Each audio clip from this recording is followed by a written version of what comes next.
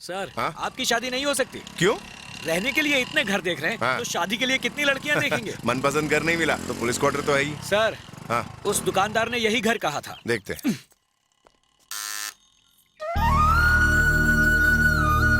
क्या चाहिए आपको? हम यहाँ घर देखने आए हैं। आप कौन है? मैं इंस्पेक्टर हूँ और सर डीसीपी है।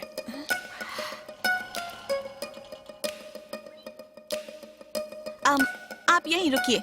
ये सब दादी दादी क्या? याद है पिछले हफ्ते पास के मोहल्ले में 2 लोगों ने पुलिस वाले बनके चोरी की थी? हाँ। वही लोग आए। क्या कह रही है? दरवाजा तो बंद है। दादी हमें कुछ भी करके उन चोरों को पकड़वाना चाहिए। अरे मैं दादी हूँ, चाची 420 कुछ नहीं होगा। मामी आप मिर्ची पाउडर लेकर तैयार रहना। जैसे मैं इशारा करूँ आप लोग जल्दी से आ अरे जाना। बेटा, नाइट ड्यूटी करके हम लोग लेट आएंगे और इन लोग ने लॉक लगा दिया तो हम लोग क्या करेंगे? तो हम लॉक तोड़ देंगे। उसमें मैंने सोचने कहा वाली था क्या ना। बात है। आइए आइए, तशरीफ लाइए। ये देखिए ये हॉल है, कितना बड़ा है ना। आप यहाँ पर सोफा रखे हैं, उस पर बैठे, चाहे तो सो भी जाए, कुछ भी कर सकते हैं। ये क्या स्क्रू ढीला लग रहा है। स्क्रू ना? हाँ ढीला तो है पर मैं टाइट करवा दूंगी। दादी माँ है ओल्ड लेकिन लगती है बोल्ड। ओल्ड इज गोल्ड, सुना होगा ना? बात फर्स्ट फ्लोर की हुई थी, आप ग्राउंड फ्लोर दिखा रही हैं। ना ना ना ना, असल में ऊपर नीचे एक जैसा ही है ना, इसलिए सोचा कि यही दिखा दें। बात तो बराबर ही है ना। ये घर के बीच में आंगन, उधर है स्टोर रूम, अपना राशन रखना वहाँ। ये पूजा घर, पूजा करने के लिए। और वो रहा किचन, आप वहाँ पका सकते हैं, खा सकते हैं, नाच सकते हैं, जो चाहे कर सकते हैं। और ये देखिए जहाँ बेडरूम। पर हम सो सकते हैं, आराम कर सकते हैं। बिल्कुल ठीक दादी कहा। सेल्स जाओ करती। अंदर देख लो। नहीं नहीं बस बस। अरे अरे क्या कर रहे हो तुम लोग? अरे ये अरे अरे अरे दरवाजा खोलो। अरे जल्दी आओ, जल्दी आइए, चोरों हमने को चोर पकड़ लिया है। अरे चोर बोल रही, जाओ ना, समझाओ ना उसको। हमेशा तुम अरेस्ट करते हो ना, आज 2 औरतों ने तुम्हें अरेस्ट कर लिया। रुको रुको, पुलिस को खबर कर दी ना? हाँ हाँ कर दी दादी माँ हम ही पुलिस है। हर चोर यही कहता है। दादी माँ हमारी बात मानिए। हम अरे डालो मिर्ची डालो। अरे क्या हुआ? अच्छा हुआ। आंखों में मिर्ची पाउडर डाल दिया।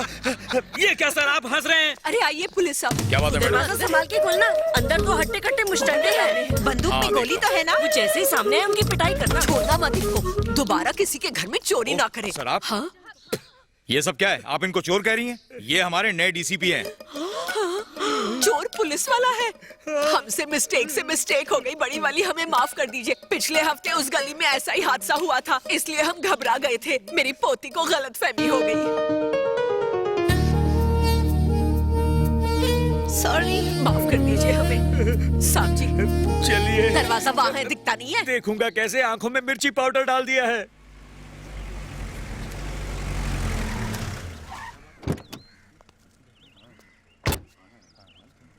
नमस्ते सर। अभी छोड़ दिया तो आगे बहुत बड़ा सिरदर्द बन जाएगा, देख लेना। नया डीसीपी आपसे मिलने आया है।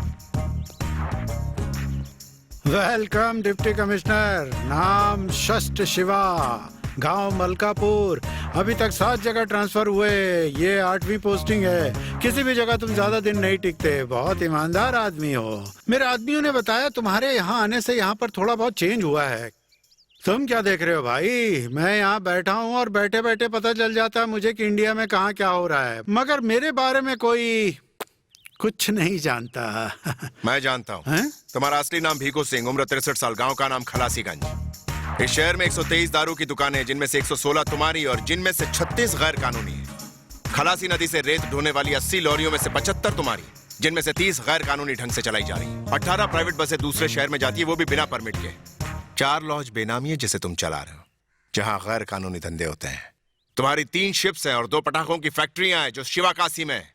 इन सब के अलावा चाहे जो पार्टी पावर में आए, 8 जिलों में तुम जीतने और हारने वाले एमएलए एमपी को चुनते हो।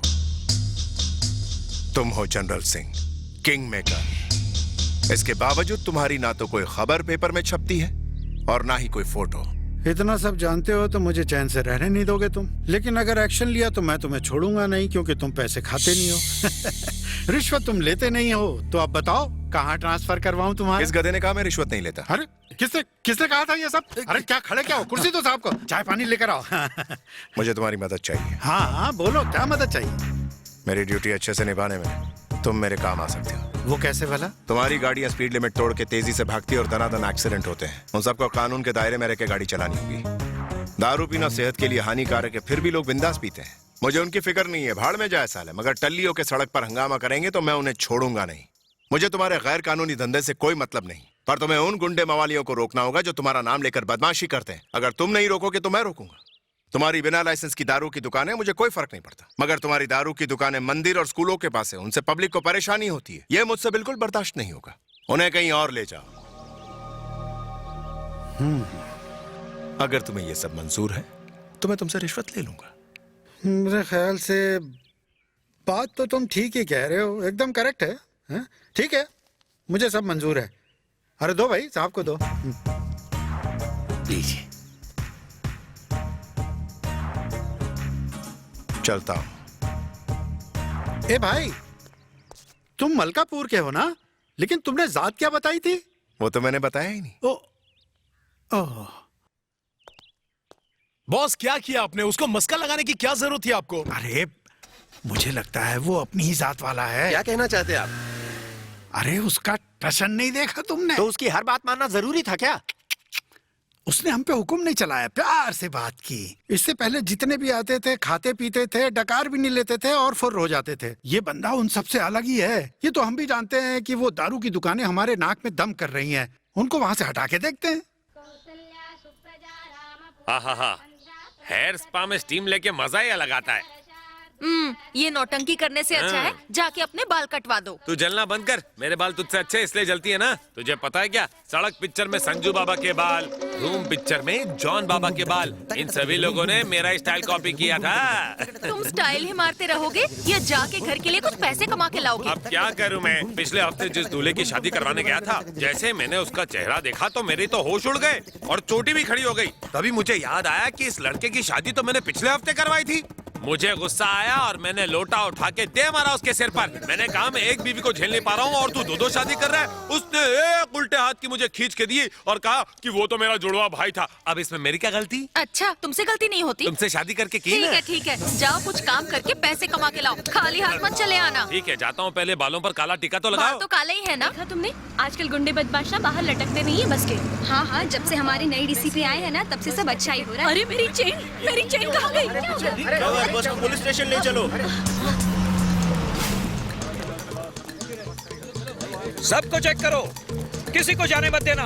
हाँ मिर्ची, आइए आइए, सब लाइन में खड़े हो जाइए। शरीफ लोगों को लाइन में क्यों खड़े रहना? क्या हम चोर दिखते हैं? क्यों, तुमने शरीफों पे मिर्ची पाउडर नहीं फेंका था? अरे सुनो, वहाँ क्या हो रहा है? Chain snatching case sir. पता नहीं कितनी देर खड़ा रहना पड़ेगा।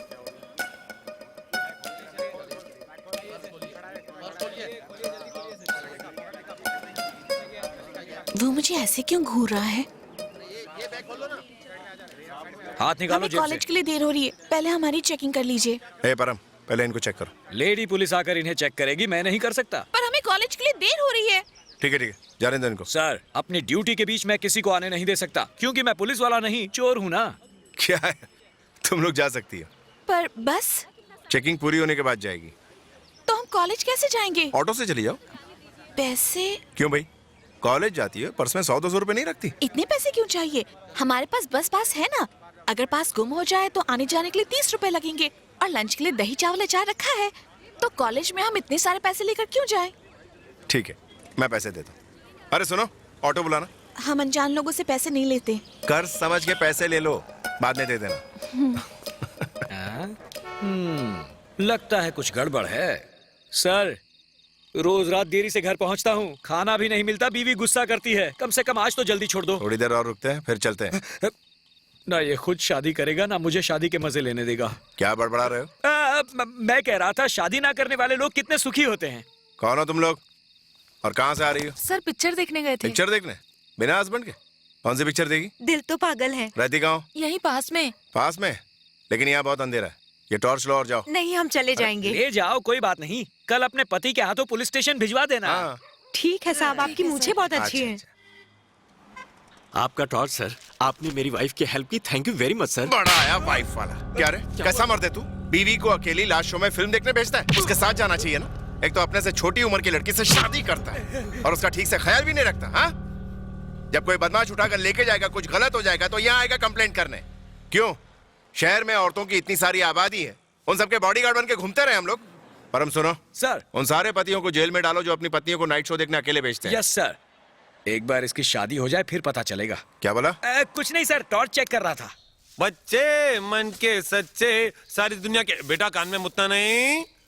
पता ये सब क्या है जी? किसके बच्चे हैं ये? दिखता नहीं क्या? ये बेचारे बच्चे बहुत थके और भूखे हैं, इनको खाना दे दो। अरे बाप रे, पाप लगेगा पाप। पाप क्यों लगेगा?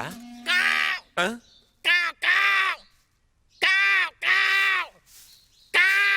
दादाजी ऐसे क्यों चिल्ला रहे? पिछले जन्म में कौवे थे क्या? ये क्या कह रहे हो? वो कौवों को बुला रहे हैं। ओ, कौवों को खाना खिलाओगे पर इन बेचारे बच्चों का नहीं। कौवे हमारे पित्र हैं, हमारे पूर्वज। पूर्वज? ये काले कौवे हमारे पूर्वज हैं? झूठ पर झूठ बोले जा रहे हो, भूल गए? झूठ बोले कौवा काटे। परंपरा का मजाक उड़ा रहे हो, कुछ तो शर्म करो। माफ करना दादाजी, पर ये कौवे अपने खाने का जुगाड़ खुद कर लेंगे, कहीं भी चोंच मार सकते हैं। इनका ध्यान रखने के लिए इन्हें बनाने वाला वो नीली छतरी वाला है ना, पर इन मासूम बच्चों की तरफ तो देखो। इनका ध्यान कौन रखेगा? इनके लिए ऊपर वाले ने हमें ड्यूटी ऑफिसर बनाया है, तो हमें अपनी ड्यूटी करनी चाहिए ना। दादाजी, आप इन कौवों को खाना खिलाकर खुद के सफेद कपड़े पीले करवा रहे हैं। क्या बकवास कर रहे हो? पहले ये कौवा यहाँ पर दूध में बनी खीर खाएगा, उसके बाद वो कहीं जाकर सड़क पर मरा हुआ चूहा खा लेगा, और फिर उसके पेट में खीर को देखकर मरा हुआ चूहा कूदने लगेगा, है कि नहीं? फिर उसे एसिडिटी और गैस की तकलीफ होने लगेगी, फिर वो यहाँ वापस आकर आप पर अपना पेट हल्का कर देगा। आपकी इज्जत तो गई पानी में। खिलाओ कौवों को। क्या रे, जेब में 100 रुपए भी नहीं रखता? ए, चल चल चल चल चल।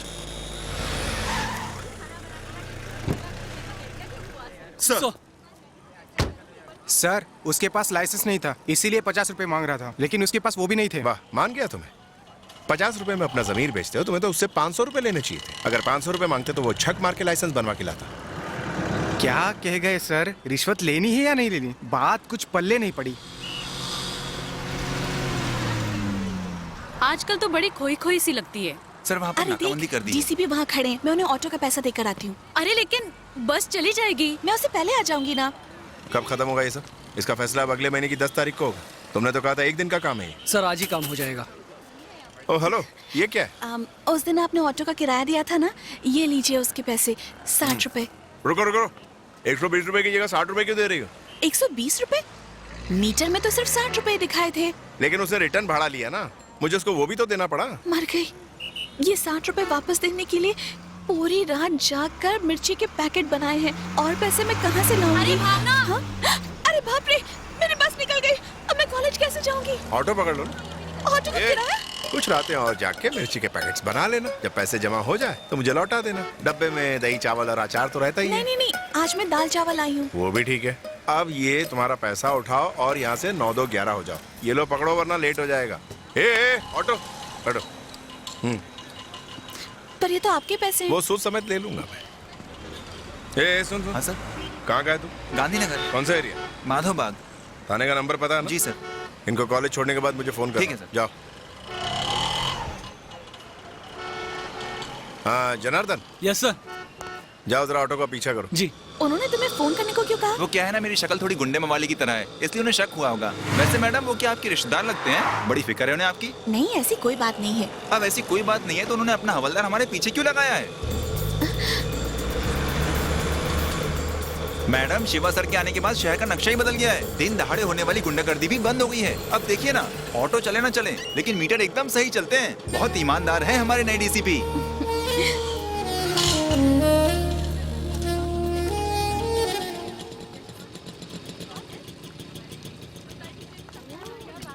मेरी समझ में नहीं आ रहा मैं क्या करूं। देखो, तुम इस पुलिस वाले से दूर ही रहना, वरना मैं काकी मामी को बताऊंगी। तुम काकी मामी को बताओ या फिर शिव जी को? फिर से शिवा का नाम लिया। वो अच्छे इंसान है, बहुत ईमानदार है। भावना, जानती है आज के फंक्शन के चीफ गेस्ट कौन है? Deputy commissioner Shiva.